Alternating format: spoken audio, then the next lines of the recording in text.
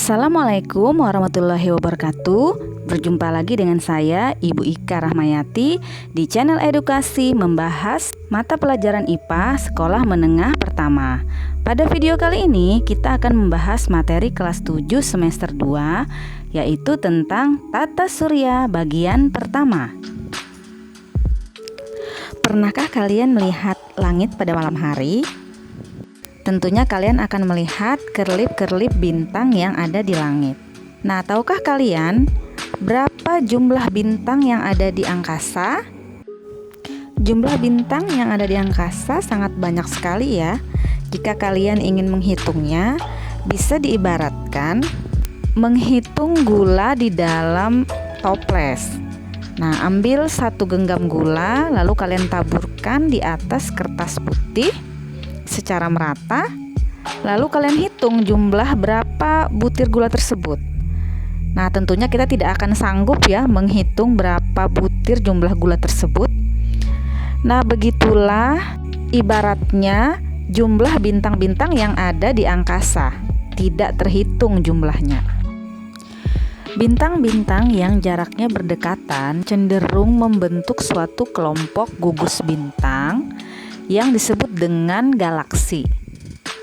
Galaksi adalah sekumpulan besar gas, debu, dan miliaran bintang. Jadi, satu galaksi bisa berisi sekitar 1 miliar bintang. Nah, tahukah kalian berapa jumlah galaksi yang ada di ruang angkasa? Ruang angkasa atau alam semesta merupakan ruang tak terbatas. Jadi jika diibaratkan untuk menghitung jumlah galaksi tadi, sama halnya dengan menghitung jumlah gula tadi yang ditaburkan di atas kertas putih. Jadi satu lembar kertas putih tadi diibaratkan ruang alam semesta yang tidak terbatas. Lalu butiran-butiran gula itu merupakan gambaran satu buah galaksi. Nah, satu buah galaksi tadi diperkirakan berisi miliaran bintang. Nah, jadi bisa kalian bayangkan ya, berapa banyak jumlah bintang yang ada di ruang angkasa ini. Sampai saat ini, ilmuwan belum mengetahui berapa sebenarnya jumlah galaksi yang terdapat di ruang angkasa. Teleskop luar angkasa Hubble dapat mengamati sepetak kecil ruang angkasa selama 12 hari dan menemukan 10.000 galaksi dengan berbagai ukuran, bentuk, dan warna. Salah satu galaksi yang sudah ditemukan oleh para ilmuwan diberi nama galaksi Bima Sakti atau galaksi Milky Way. Nah, galaksi inilah yang akan kita bahas dalam video ini. Karena matahari, bumi, dan sistem tata surya termasuk dalam galaksi Bima Sakti ini. Sebelum lanjut menonton, jangan lupa tekan tombol like, subscribe, dan nyalakan loncengnya juga ya.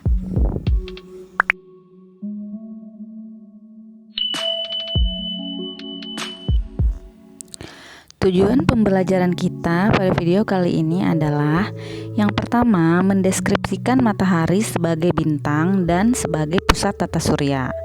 Yang kedua, mengidentifikasi ciri-ciri benda langit sebagai anggota tata surya.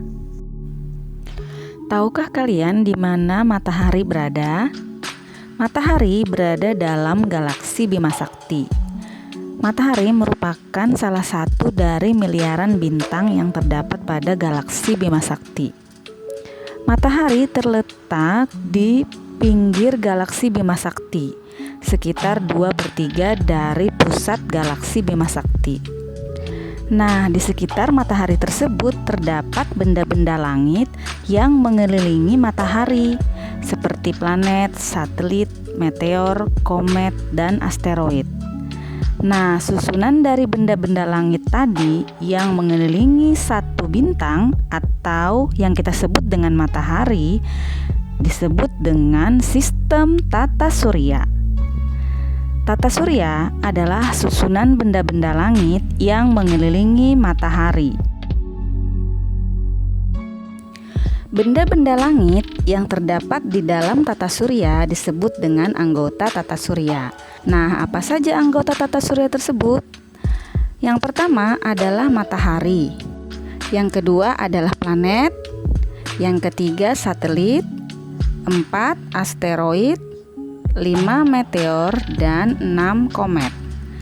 Setelah ini kita akan membahas satu persatu dari anggota tata surya berikut, bagaimana karakteristiknya dan bagaimana ciri-ciri dari anggota tata surya tadi. Yang pertama, matahari. Apa sebenarnya matahari itu? Pengertian tentang matahari akan kita bagi menjadi 2 pembahasan ya. Yang pertama, matahari sebagai bintang, dan yang kedua, matahari sebagai pusat tata surya. Matahari sebagai bintang. Mengapa matahari disebut sebagai bintang? Karena bintang adalah benda langit yang dapat memancarkan cahayanya sendiri. Nah, kalau kalian melihat bintang pada malam hari yang tampak kecil dan berkilauan, itu karena bintang yang kalian lihat sangat-sangat jauh jaraknya. Sedangkan matahari tampak besar dan terasa panas apabila siang hari dikarenakan jarak matahari dengan bumi relatif dekat, yakni sekitar 149,6 juta kilometer. Jarak ini sangat ideal karena tidak terlalu jauh dan tidak terlalu dekat, sehingga suhu di permukaan bumi ideal untuk adanya kehidupan bagi manusia. Seandainya jarak matahari ke bumi ini berkurang sedikit saja atau bumi menjadi lebih dekat dengan matahari, maka seluruh lautan di bumi akan mendidih. Sedangkan apabila jarak matahari ke bumi ini bertambah sedikit saja atau bumi menjadi lebih jauh dengan matahari, maka seluruh lautan di permukaan bumi bisa membeku. Oleh karena itu, kita wajib bersyukur ya kepada Tuhan Yang Maha Esa karena telah menciptakan matahari dan bumi dengan jarak yang sangat ideal, sehingga kita bisa merasakan manfaat dari cahaya matahari yang kita terima setiap hari. Nah, dari mana cahaya matahari itu berasal? Cahaya matahari berasal dari reaksi fusi yang terjadi dalam inti matahari. Reaksi fusi ini merupakan penggabungan atom-atom hidrogen menjadi helium. Reaksi fusi tersebut akan menghasilkan energi yang sangat besar. Energi inilah yang kita namakan dengan cahaya matahari. Matahari tersusun dari berbagai macam gas, antara lain hidrogen sebesar 76%, helium 22%, dan oksigen serta gas lain sebesar 2%. Matahari tersusun dari 4 lapisan. Yang pertama, lapisan dari yang paling dalam adalah disebut dengan inti matahari. Inti matahari memiliki suhu sekitar 1,5 kali 10 pangkat 7 derajat Celcius. Kemudian lapisan kedua di atasnya disebut lapisan fotosfer, memiliki suhu sekitar 6000 Kelvin dengan ketebalan sekitar 300 km. Lapisan ketiga disebut lapisan kromosfer, memiliki suhu sekitar 4500 Kelvin dan ketebalan 2000 km. Lapisan keempat adalah lapisan korona, merupakan lapisan terluar matahari dengan suhu sekitar 1 juta Kelvin dan ketebalannya sekitar 700.000 km. Lapisan korona ini yang terlihat pada saat gerhana matahari total berbentuk seperti mahkota atau biasa dikenal dengan gerhana cincin. Yang kedua, matahari sebagai pusat tata surya. Matahari memiliki bentuk nyaris bulat dan terdiri dari plasma panas bercampur medan magnet. Diameternya sekitar 1.392.684 km. Kira-kira 109 kali lebih besar dari diameter bumi. Dan masanya sekitar 2 kali 10 pangkat 30 kg atau setara 330.000 kali dari massa bumi. Oleh karena itu, ini merupakan salah satu alasan utama mengapa matahari menjadi pusat tata surya. Karena apabila semua planet dan benda langit lain yang ada di tata surya dijumlahkan masanya masih lebih besar lagi massa matahari ini. Oleh karena itu, matahari menjadi pusat tata surya karena mewakili kurang lebih 99,86% massa total tata surya secara keseluruhan.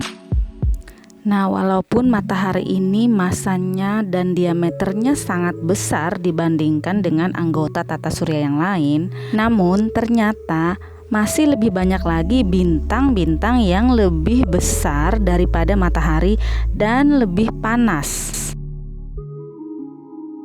Dari sini kita dapat merenungkan ya, bagaimana kebesaran dan kekuasaan Tuhan Yang Maha Esa menciptakan benda-benda langit dan menciptakan alam semesta yang tidak terbatas ini. Matahari yang sekian besarnya diameternya hanya seperti butiran debu apabila dibandingkan dengan benda-benda langit lain di ruang angkasa sana di alam semesta. Apalagi bumi kita yang masanya jauh lebih kecil. Dan apalagi kita sebagai makhluk bumi, benar-benar kita ini sangat kecil dibandingkan dengan alam semesta ini dan pencipta kita. Oleh karena itu, kita wajib bersyukur kepada Tuhan Yang Maha Esa telah menciptakan alam semesta dan dunia ini. Anggota tata surya yang kedua adalah planet. Apa sebenarnya planet itu? Planet adalah benda langit yang mengelilingi suatu bintang sesuai dengan orbitnya. Nah, karena pembahasan kita pada video kali ini adalah tentang tata surya, maka pengertian planet kita persempit menjadi planet adalah benda langit yang mengelilingi matahari sesuai dengan orbitnya. Orbit planet adalah lintasan yang dilewati sebuah planet untuk mengelilingi matahari. Bagaimana sebuah benda langit dapat dikategorikan sebagai planet? Ciri-cirinya antara lain, yang pertama, tidak bercahaya. Artinya, planet tidak dapat memancarkan cahaya sendiri. Jadi, planet hanya menerima cahaya dari bintang yang diorbitnya. Yang kedua, memiliki massa dan gravitasi cukup besar. Sebuah benda langit dapat dikatakan sebagai planet apabila memiliki massa dan gravitasi yang cukup besar untuk mempertahankan lintasan orbit yang dilaluinya. Karena apabila benda langit itu tidak memiliki massa dan gravitasi yang cukup besar, benda langit tersebut bisa tertarik ke planet lain atau bahkan tertarik ke bintang yang diorbitnya. Yang ketiga, berbentuk hampir bulat. Apabila planet tersebut telah memiliki massa dan gravitasi yang cukup besar, maka planet tersebut akan memiliki gaya hidrostatik yang cukup untuk mempertahankan bentuknya, sehingga bentuknya akan hampir bulat.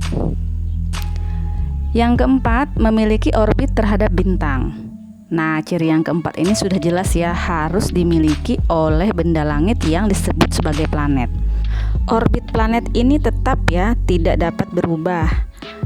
Kalian mungkin masih ingat planet yang disebut sebagai planet Pluto, yaitu planet ke-9 dari tata surya.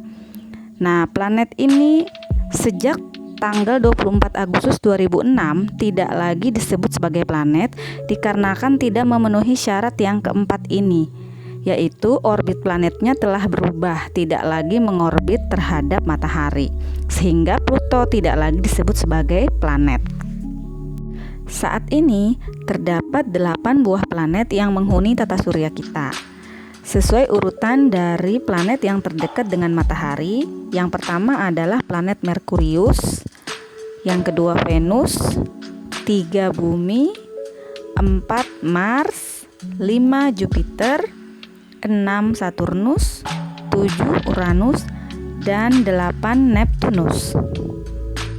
Berdasarkan jaraknya terhadap matahari, planet dibagi menjadi 2, yaitu planet dalam dan planet luar. Planet dalam adalah planet yang jaraknya terdekat dengan matahari dan masih di dalam sabuk asteroid.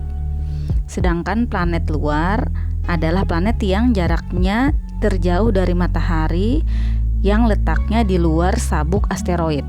Sabuk asteroid ini berada di antara planet Mars dan Jupiter. Dapat dilihat bahwa yang termasuk planet dalam adalah Merkurius, Venus, Bumi, dan Mars. Sedangkan yang termasuk planet luar adalah Jupiter, Saturnus, Uranus, dan Neptunus. Anggota tata surya yang ketiga adalah satelit. Apa itu satelit? Satelit adalah benda langit yang mengorbit pada suatu planet atau benda langit yang mengelilingi suatu planet. Ada dua jenis satelit. Yang pertama, satelit alam. Yang kedua, satelit buatan. Satelit alam adalah benda langit yang bergerak mengorbit suatu planet dan tertahan oleh gaya tarik yang lebih besar. Contohnya Bumi memiliki satu satelit alam, yaitu dinamakan dengan bulan. Selain memiliki satelit alam, Bumi juga memiliki satelit buatan. Satelit buatan adalah benda yang dibuat manusia dan beredar mengelilingi benda lain, misalnya satelit palapa. Mengapa manusia membuat satelit buatan? Tujuannya adalah untuk mendapatkan informasi keadaan cuaca, merelay siaran radio dan televisi, sebagai navigasi dan pembuatan peta, serta untuk penyelidikan ilmiah. Juga untuk mengetahui keadaan ruang angkasa yang mempengaruhi kondisi bumi. Saat ini, satelit buatan terdiri dari berbagai jenis. Sejauh ini ada satelit astronomi, satelit komunikasi, satelit pengamat bumi, satelit navigasi, satelit mata-mata, satelit tenaga surya, satelit angkasa, dan satelit cuaca. Apakah planet lain juga memiliki satelit seperti bumi? Jawabannya ya. Hampir semua planet di tata surya kita memiliki satelit, terkecuali planet Merkurius dan Venus. Satelit alam jumlahnya cukup banyak. Mars memiliki 2 satelit, yaitu Phobos dan Deimos. Jupiter memiliki 79 satelit, Saturnus 82 satelit, Uranus 27 satelit, dan Neptunus memiliki 14 satelit. Anggota tata surya yang keempat adalah asteroid. Asteroid merupakan batuan angkasa yang mengelilingi matahari yang terhampar seperti sabuk di antara planet Mars dan Jupiter. Asteroid sering juga disebut sebagai planetoida atau planet kecil. Namun, asteroid bukanlah planet dikarenakan bentuknya yang tidak beraturan, tidak menyerupai bentuk bulat sebuah planet. Anggota tata surya yang selanjutnya adalah meteoroid, meteor, dan meteorit. Perbedaannya adalah meteoroid merupakan batu-batu angkasa berukuran kecil yang melayang-layang bebas di angkasa. Meteoroid ukurannya lebih kecil daripada asteroid, tetapi lebih besar daripada sebuah molekul. Nah, apabila meteoroid tadi melayang-layang di angkasa, lalu suatu saat meteoroid tadi mendekati orbit bumi, ada kemungkinan meteoroid tadi akan tertarik oleh gravitasi bumi, sehingga meteoroid tadi masuk ke dalam atmosfer bumi. Maka itulah yang disebut dengan meteor, atau kita sering mengenalnya dengan istilah bintang jatuh. Jadi, meteor adalah meteoroid yang masuk ke atmosfer bumi dan habis terbakar di atmosfer bumi. Jadi tidak ada hubungannya ya jika kalian meminta atau memohon sesuatu ketika melihat meteor atau bintang jatuh. Namun sebaliknya, kalian bisa mengucapkan syukur bahwa kalian telah melihat sesuatu fenomena alam yang jarang terjadi. Selanjutnya, apabila meteor tadi tidak habis terbakar oleh atmosfer bumi, namun masih menyisakan sekian bentuk, maka meteor tadi akan sampai ke permukaan bumi. Nah, meteor yang sampai ke permukaan bumi lalu menyisakan bentuk di permukaan bumi, itulah yang disebut dengan meteorit. Jadi, meteorit adalah batu meteor yang berhasil masuk ke atmosfer bumi dan mencapai permukaan bumi. Salah satu meteorit yang ada di permukaan bumi yakni meteor yang jatuh di Arizona, Amerika Serikat, diperkirakan memiliki massa sekitar 50.000 ton, sehingga mampu mengakibatkan terbentuknya kawah yang sangat besar dengan diameter 1.400 meter serta kedalaman 190 meter. Di Indonesia juga terdapat batu meteorit. Baru-baru ini meteor jatuh di Lampung pada tanggal 28 Januari 2021. Namun kita bersyukur bahwa batu meteor yang jatuh ke Indonesia tidak sebesar meteor yang jatuh ke Arizona, sehingga meteorit yang terdapat di permukaan bumi di Indonesia hanya tersisa sebagai batuan-batuan angkasa. Anggota tata surya yang terakhir sekaligus anggota terluar dari tata surya adalah komet. Komet adalah benda langit yang mengelilingi matahari dengan orbit yang sangat lonjong. Komet sering juga disebut sebagai bintang berekor. Komet terdiri atas debu, partikel batu yang bercampur dengan es, metana, dan amonia. Bagian-bagian komet adalah sebagai berikut. Yang pertama, inti komet, yaitu bagian komet yang berukuran lebih kecil, padat, tersusun dari debu dan gas. Yang kedua, koma, yaitu daerah kabut di sekitar inti. Dan yang ketiga, ekor komet, yaitu bagian komet yang berukuran lebih panjang. Arah ekor komet selalu menjauhi matahari, dikarenakan dorongan yang berasal dari angin dan radiasi matahari. Komet yang pernah terlihat dari bumi adalah komet Halley. Komet ini sangat terkenal karena bergerak secara periodik mengelilingi matahari dan terlintas di bumi setiap 75 sampai 76 tahun sekali. Komet ini pernah terlihat tahun 1986.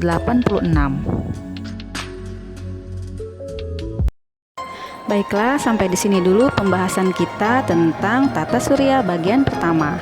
Sampai bertemu di video bagian kedua. Terima kasih. Assalamualaikum warahmatullahi wabarakatuh.